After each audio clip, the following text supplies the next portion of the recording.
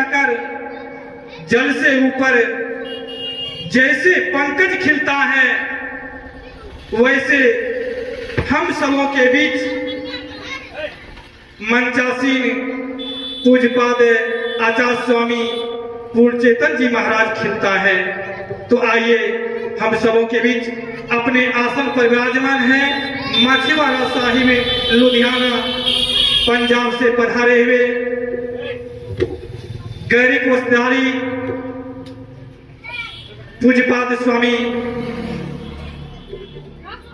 आचार्य पूर्ण चेतन जी महाराज जी के पावन श्री चरणों में प्रणाम निवेदित करते हुए निवेदन करता हूं कि आप अपने अमृत वाणी से हम सबों का इहलोक और परलोक बनाने की कृपा करें। श्री सद्गुरु महाराज जी की जय।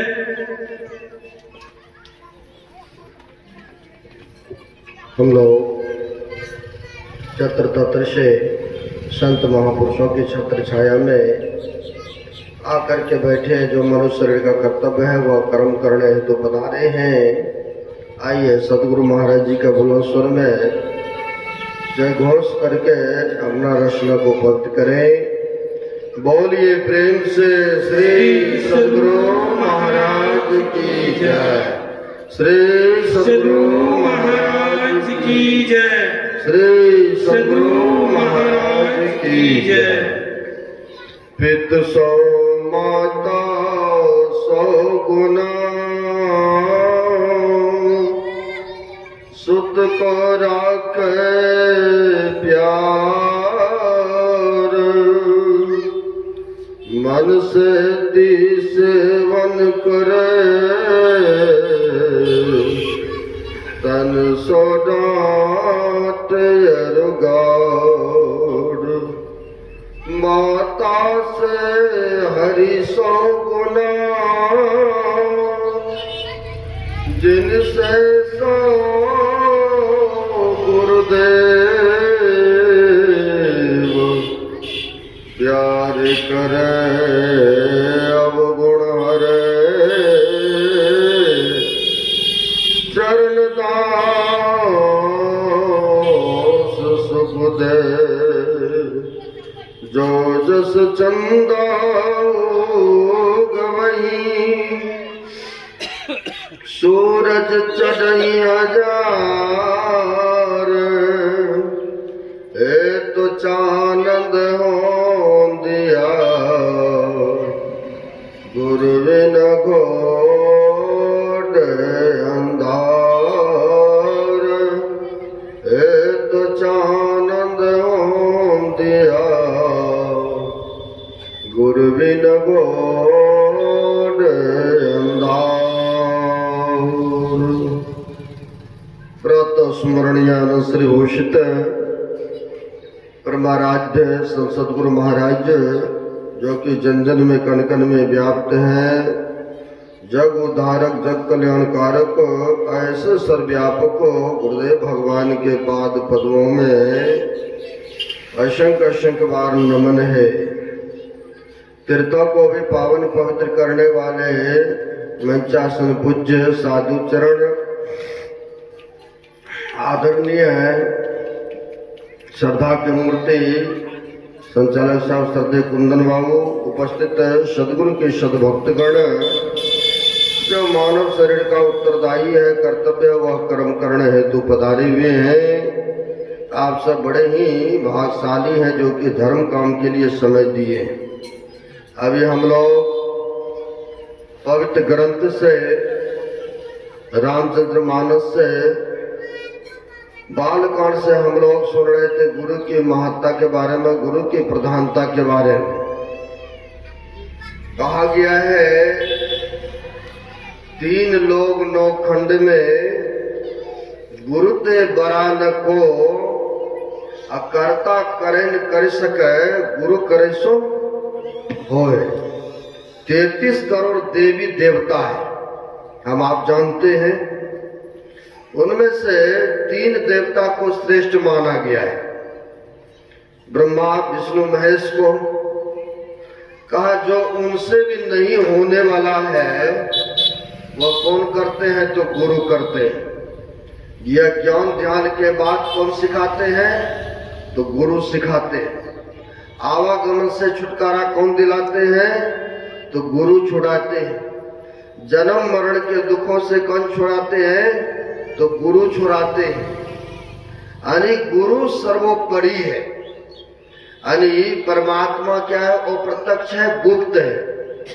गुरु क्या है? तो प्रकट है ना। गुरु प्रकट है, इसलिए कहा है सबसे बड़े हैं संत पलटू साहब ने कहा, सबसे बड़े हैं संत, दूसरा नाम है तीजो 10 अवतार तिन्हें प्रणाम है, ब्रह्मा विष्णु महेश सकल अवतार है।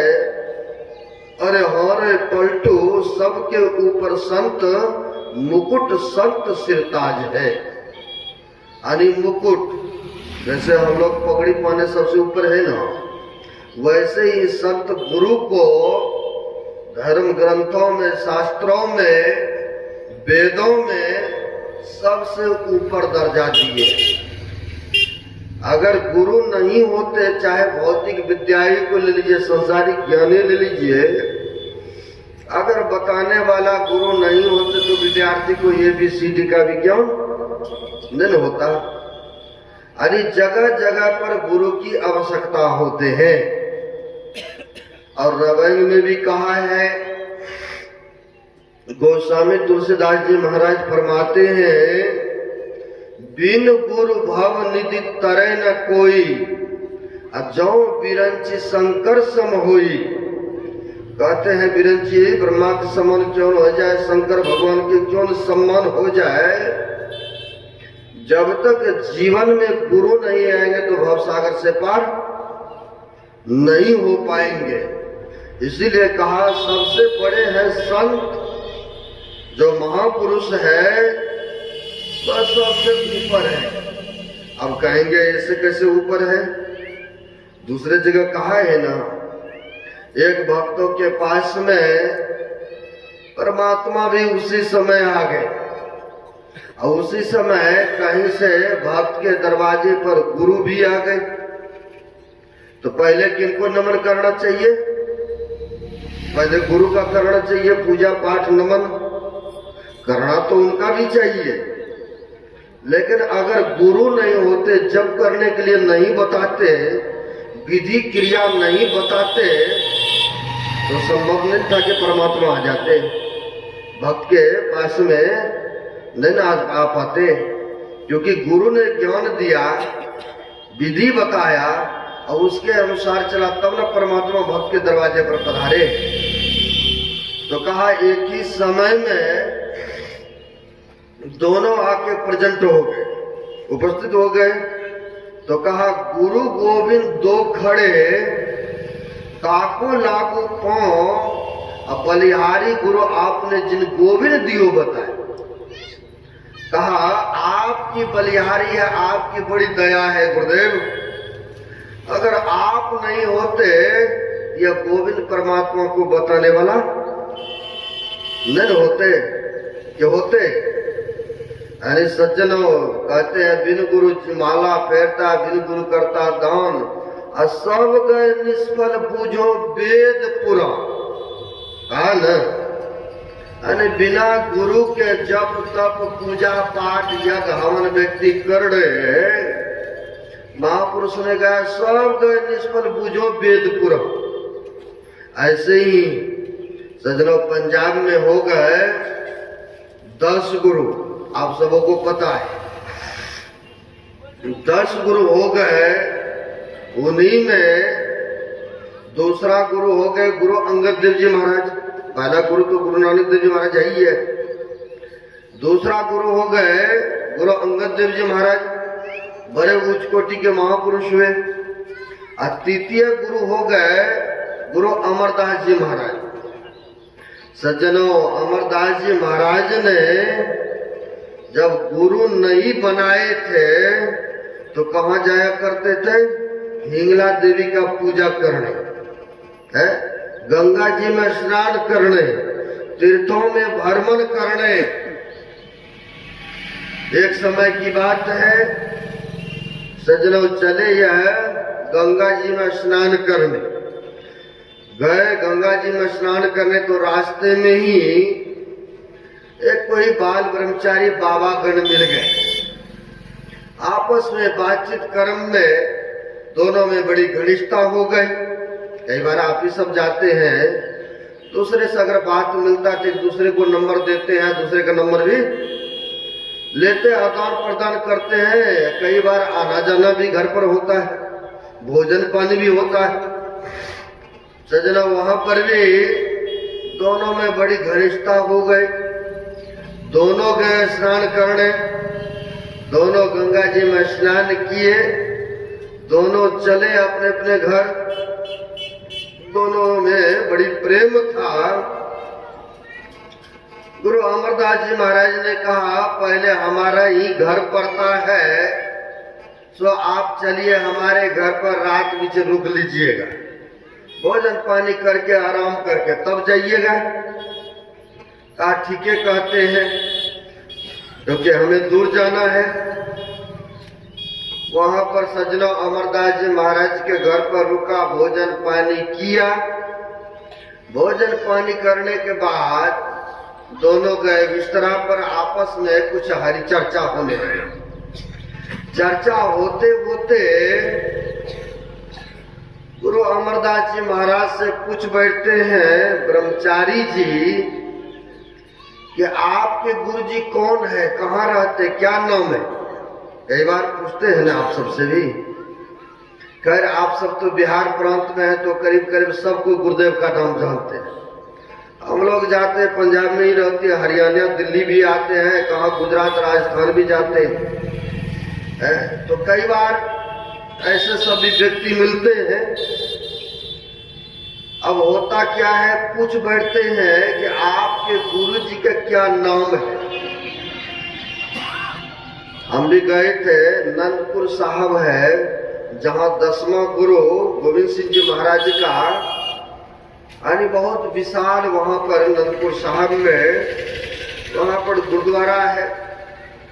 बहुत लोग आते हैं दूर दूर से। अब जहां पर संत महापुरुष तपस्या किए हैं, जब सुमरण किए हैं, जैसे सिकलिया गरधरारा में हमारे आराध्य पूजा पाठ किए, ध्यान किए हैं, तो लोग जाते हैं ना नमन करने दर्शन के लिए, क्योंकि पूजनीय स्थान हो गए। वैसे ही वहां पर बहुत बड़ा है नंदपुर साहब। आपके जैसे कई भक्त लोग हमारे आश्रम में आए तो उनकी इच्छा हुआ कि महाराज बड़ी चर्चा सुना हूं नंदपुर साहब का, सो चलिए न एक बार हमें दर्शन करना है। क्योंकि घूमने ख्याल से गए थे भक्त, तो मैंने कहा ठीक है अपनी गाड़ी है चलते हैं। गए वहां गए तो जो भी है, चलो संतों के दरबार में गए तो माथा टेकना तो हमारा कर्तव्य होता है। लेकिन मुस्लिम भाई लोग जनवरी में आ रहे थे पटना साहब में, यानी गुरुद्वारा पटना साहब में गाड़ी लेके हम लोग आ ही रहे थे। सबों की इच्छा हुआ कि चलते हैं, थोड़ा हाजिरी लगा लेते हैं, दर्शन पर्शन कराते हैं। तो हम लोग गए, माथा टीके, जब बाहर निकले तो 3-4 मुस्लिम भाई को देखे। उनमें पहचान है ना, दाढ़ी है तो मोछ नहीं है, और ऊपर में सिर पर टोपी भी लगाते हैं, स्वाभाविक है पहचान तो हो ही जाता है। मैंने देखा उनको तो मैंने पूछ दिया, बड़ी खुशी हुई आप लोग आए हैं गुरुद्वारा के अंदर में माथा टिकने के लिए। तो अंदर गए तो माथा टिके थे ना, मेरे मन में हुआ, मैंने पूछ दिया। बढ़िया अच्छा आदमी देखने में लग रहा था, घोड़े लारे थे, बढ़िया पाने में उजला कुर्ता और उजला पजामा पहने हुए थे। मैंने पूछ दिया कि आप अंदर गए तो माथा टिके थे, नमस्कार किए थे ना। बोलते क्या जानते हैं, एक ही अल्लाह के आगे में सिर झुकता है मेरा, और नहीं हम झुकाते।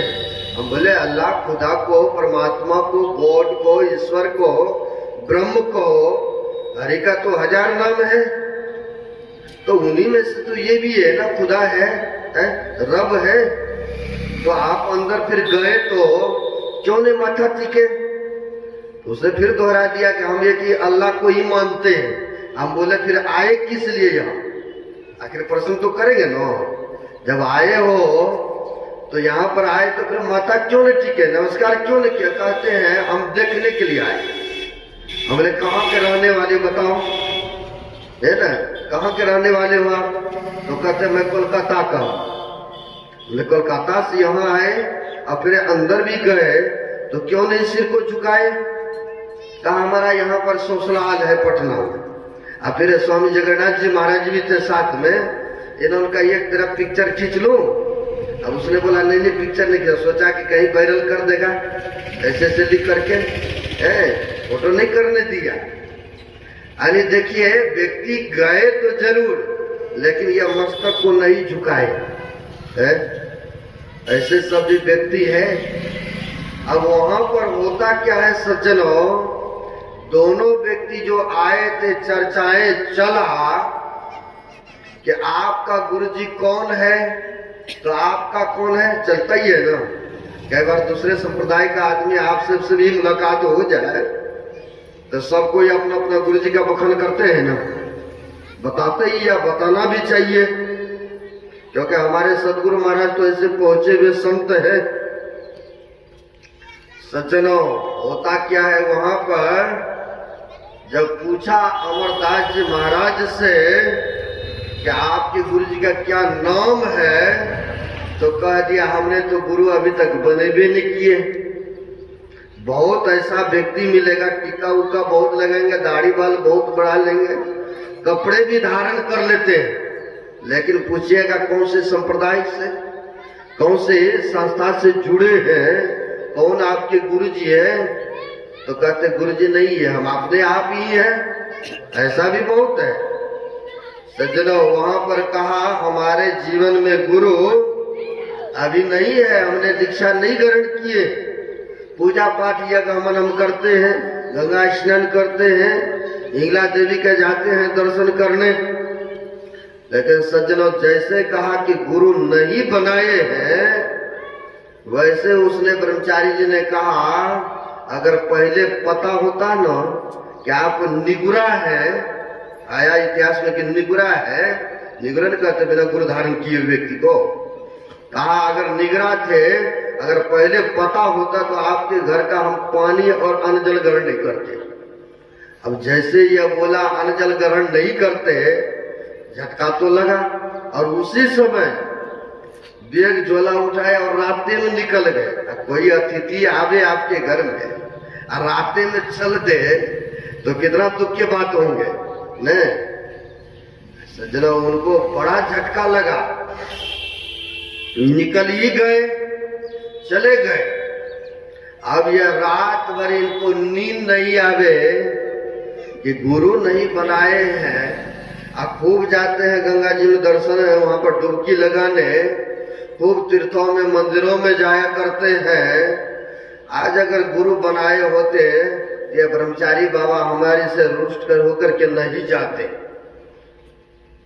रात भर गंगा माई को सुनते पुकारते रहे कि गंगा माई कोई गुरु मिला दो, गुरु मिला दो।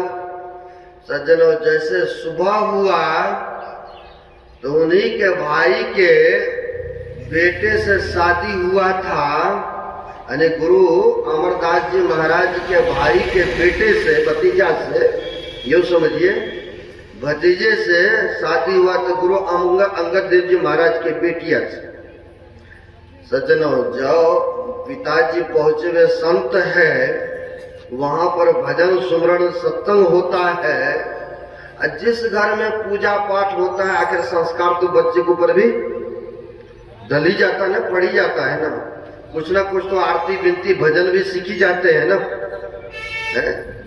अब वो भी वहां पर थे, पिता उनके अंगद देव जी महाराज पहुंचे हुए संत। अब यह जो झाड़ू लगा रही थी सुबह में, झाड़ू लगाते समय शरीर से हाथ पैर से काम कर रहे, लेकिन मुंह से बढ़िया बढ़िया भजन गा रही थी। और सबको करना चाहिए ऐसा मायदा ही। शरीर से बेशक कुछ भी काम कर रहे हैं, चाहे खाने बना रहे हैं, झाड़वे लगा रहे हैं, और भी काम है, कपड़े धो रहे हैं, लेकिन मुंह से गुनगुनाते रहेंगे, भजन करते रहेंगे, या जप करते रहेंगे, भजने गाते रहेंगे, तो सात्विक वृत्ति बना रहेगा कि नहीं? सात्विक वृत्ति बना रहेगा। सज्जनों, वहां पर झाड़ू लगा रही है और भजन गुनगुना रही है, सुनने में बड़ा प्रिय लगा। किसी का गला में अगर मिठास तो हो, तो मन में तो होता है नहीं कि और सुने भजन, और सुने, है यानी बड़ा प्रिय लगा, बड़ी ध्यान से, बड़ी गौर से भजन सुनने लगे। और जब भजन संपन्न हुआ तो अमरदास जी महाराज आ गए। अब बेटी, तुमने इतना सुंदर सुंदर भजन कहाँ से सीखी हो? है, कहाँ से सीखी हो? कहा हमारा पिताश्री है, कुटिया बना के रहते हैं, वह बड़े पहुंचे हुए संत हैं, बहुत सारे आते हैं उनके चरण शरण में। जैसे गुरु महाराज भी पहले गुफा में रह करके ध्यान करते थे, तो स्वाभाविक है लोग ऑटोमेटिक आना प्रारंभ कर दिए थे ना। भागलपुर गुफा में तो सुनते कि हड्डी गुड्डी था, निकाल के बाहर किया। अब बाहर किया तो लोगों ने कहा एक महात्मा जी आते हैं, गुफा में रहते हैं, उन्होंने हड्डी बाहर निकाला है। जाके थाना में खबर कर दिया है। थाना से आया सिपाही लोग, देखा, एक दरोगा ने सिपाही को दे दिया कि देखो कहीं यह जाते कहीं रात में मनुष्य को हमला करके ले आता है इस तरह से, और उनको मार करके कहीं उन्हीं का हड्डी तो नहीं बाहर में फेंका है। ऐसा लगा दिया एक सिपाही को। लेकिन सदगुरु महाराज तो सुबह जाते थे गुफा में, एक ही बार रात में निकलते, शाम में ध्यान करते थे, जप करते थे, उस ब्रह्म को दर्शन करने की अभिलाषाएं थी। सज्जनों, वो भी दरो जो था सिपाही, कहा नहीं ये तो पहुंचे हुए संत है, पूजा पाठ करते रहते, ध्यान करते रहते हैं, तो बाहर में नहीं जाते। बड़ी प्रभावित हुआ। जब उन्होंने दरोगा साहब से बोले तो वो भी आकर के चरण में झुके हैं। अरे संत जो होते, जैसे आप सेंट के दुकान पर चले जाते हैं, बेशक नहीं भी खरीदते हैं, आपको खुशबू आ जाता है कि नहीं? संत तो वैसे ही होते हैं, उनकी नैसर्गिक हवा आ जाते हैं भक्तों में, और स्वाभाविक है कि वो उनके चरण और शरण में व्यवहार, उनकी वाणी से वह झुक जाते हैं और उनमें श्रद्धा उत्पन्न हो जाते हैं। अब यहाँ पर जैसे कहा कि हमारे पिताश्री पहुंचे हुए संत हैं, कहा बेटी तुम ले चलो अपने पिता के पास। तो उन्होंने कहा कि बिना आज्ञा के मैं नहीं जाऊंगी। कहा मेरे साथ चलो, जो भी होगा हम उसको संभालेंगे, चलो तुम एक बार दर्शन कराओ। क्योंकि जीवन में झटका लगा था ना, रात्रि में ब्रह्मचारी जी महाराज भाग निकले थे ना। सज्जन, होता क्या है, वहां पर गए हैं, गए तो हो सकता है गुरु अंगद देव जी का ही प्रेरणा हो, प्रेरणा उन्हीं का हो।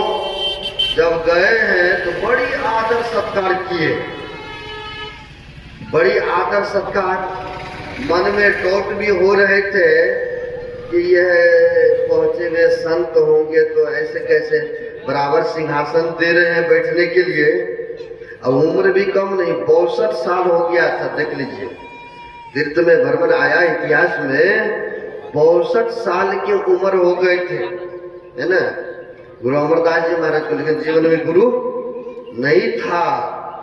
सजना, वहां पर आदर सत्कार, भोजन पानी हुआ, सोने के लिए दिया गया। जब रात में अमृत बेला हुआ तो अमृत बेला में होता क्या है, इनके अंतःकरण लघु शंका लगा या निकला बाहर। अब जैसे बाहर निकले तो वहां पर देखते कि बड़ी सुंदर दिव्य शरीर में झाड़ू लगा रही है इस अमृत बेला में। अब इनको हुआ कि यहाँ पर कुटिया में तो कोई है ही नहीं, माताएं लोग, कर माता लोग कोई सेवादार आ भी जाए, लेकिन ये तो लग रहा है बड़े दिव्य शरीर में है। बड़ी सुंदर है, बड़ी इस तरह से देखने को मिल रहा है। इनके मन में हुआ कि एक बार पूछ देता हूं कि आखिर है तो कौन है, इतना सुबह सुबह झाड़ू लगा रही है। सजरा वहां पर आ गए पूछने के लिए, है ना। पूछते हैं कि आप कौन है माता जी, इतना सुबह सुबह कुटिया में झाड़ू मार रही हो, लगा रही हो। सजनों कहा, वो कहती है बेटा तुम जिसको दर्शन के लिए जाया करते ना इंगला देवी को, वर्ष में जाते हो ना, वही मैं इंगला देवी हूँ, यहाँ पर झाड़ू लगा रही हूँ। कहा माँ आपका पूजा पाठ दुनिया करते हैं, मानते हैं, और आप फिर यहाँ पर झाड़ू लगा रही है इस कुटिया में। देखिए वहां पर कहते हैं, क्योंकि तो हम लोग गाते हैं ना, देवी देव समस्त परम प्रभु अब गुरु में करे निवास, कहते हैं सब संतों का कहना ने, गुरु के चरण में सभी देवी देवता मेरे विराजमान है ना। अब वहां पर वह कहती है इंगला देवी कि बेटा मेरा तो यहाँ पर बहुत दिनों के बाद यहाँ पर गाड़ी आया है, यानी आज के दिन ड्यूटी लगा है। यहाँ पर तो लक्ष्मी सरस्वती पार्वती देवियां बहुत सारे आकर के झाड़ू लगाती है, अपने भाग को संभालती है। मेरी तो बहुत दिनों के बाद आया है यह मौका। अब इनको हुआ कि ये सब साधारण नहीं है। जैसे सुबह हुआ, अब सुबह हुआ तो मंच लगा हुआ था, तो अंगद देव जी महाराज ने कहते आइए, पहले पास में बैठाते थे लोग, कहा आइए बैठिए। कहा नहीं नहीं, अब हम यहाँ पर बराबर बैठने वाले नहीं है, अब हम तो नीचे बैठेंगे, आप हमें वह दीक्षा दीजिए, वह शिक्षा दीजिए, अब आप हमें शिष्यत्व रूप में ग्रहण कीजिए। अब देख लीजिए कहाँ 62 वर्ष की उम्र थे सजना, वहां पर कहते हैं आप हमें दीक्षा दीजिए और हम आपका शिष्य बनने के लिए आग्रही हैं, आप हमारे गुरु जी हैं, मैं रूहानी तरक्की को जान गया हूँ, आप सब साधारण नहीं है। क्योंकि रात में देख लिए थे ना, मन में तो पहले से जिज्ञासा था ही, क्योंकि ब्रह्मचारी जी भाग गए थे ना राते में, तब जाकर के सजना वहां पर गुरु अंगद देव जी महाराज ने उनको दीक्षा दिए और सेवा में रत रहे। आया इतिहास में पहले जमाने में मटका में पानी दूर से लाना पड़ते थे, अब पानी लाते थे भर करके, अगर रास्ता में कोई मांग लेते थे उनको दे देते, फिर से जाते थे लाने के लिए। यानी गुरु के सामने में कभी खड़ा नहीं हुए, ठीक से बैठे नहीं, ठीक से इतना सेवा किए, इतना सेवा किए कि सजना वो भी तीसरा गद्दी का अधिकारी बन गए ना, वह गुरु अमरदास जी महाराज हो गए। आज इतिहास उनकी गवाह है। इसीलिए कहते जीवन में गुरु चाहिए, लेकिन साचा सदगुरु चाहिए ना। हमारे सदगुरु महाराज भी आप लोग जानते ही है, पहले कहाँ रामानंदी में, कहाँ दरियापंथी में, लेकिन संतुष्टि नहीं हो रहे थे। तब जाकर के यही पूर्णिया जिला है आपके जोत राम राय में कौन थे, तो धीरज लाल गुप्त थे, जो कि परम संत बाबा देवी साहब का शिष्य थे। अब उनसे संत मत के बारे में समझने में 1-2 दिन नहीं, 1-2 महीना नहीं, 3 महीना लग गए, क्योंकि दिन भर सेवा करते थे, रात में जाते थे। आखिर यह प्रकाश और ज्योति के बारे में, जो शब्द के बारे में बखान किया जाता कि ये चीज है क्या है, तब न समझ बोध हो गए, तब न कहे कि हमें भी इसमें दीक्षा दिया जाए, तब न चिट्ठी लिखे थे, तब न परम संत बाबा देवी साहब की चिट्ठी लिखे थे, और तब न कहे थे कि राजेंद्र बाबू को देने के लिए तो इन्हीं को दिए थे आदेश, लेकिन इन्होंने सोचा कि नहीं, हमसे श्रेष्ठ है, मायागंज के है राजेंद्र बाबू, उनसे दीक्षा दिला दिया जाए। यही मौज में आकर के गुरु महाराज ने कहा, तो खगड़िया जिला में गुरु महाराज का सत्संग था, प्रसार सत्संग संपन्न हुआ। आकर के बैठे थे, तो वहीं के खगड़िया जिला के थे प्रोफेसर विश्वानंद बाबू। तो जैसे आपस में बैठे तो कुछ न कुछ चर्चाएं, गुरु महाराज के सानिध्य में बैठे थे, चर्चाएं चल रहा था। तो गुरु महाराज ने कहने की कृपा किए कि विश्वानंद बाबू, यह ज्ञान को हासिल करने में हमें बहुत कठिनाइयों को झेलना पड़ा, क्योंकि पहले तो एक गुरु बनाए, दूसरा गुरु बनाए, फिर तीसरा गुरु बनाए, तब न कहाँ कहाँ जा करके सोचे कि एकांत स्थान मिले, तब जाकर के वहां पर कहते हैं यह संत मत का ज्ञान, यह अंतर साधना का ज्ञान विश्वानंद बाबू बहुत परिश्रम कठिनाई करने के बाद, झेलने के बाद हमें परम संत बाबा देवी साहब जैसे हमें गुरु मिले हैं। ये भी तो विश्वानंद बाबू पढ़े लिखे थे, विद्वान थे।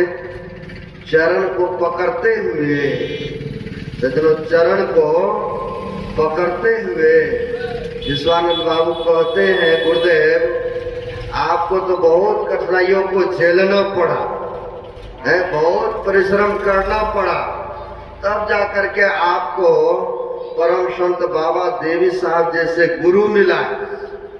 आपसे ज्यादा सौभाग्यशाली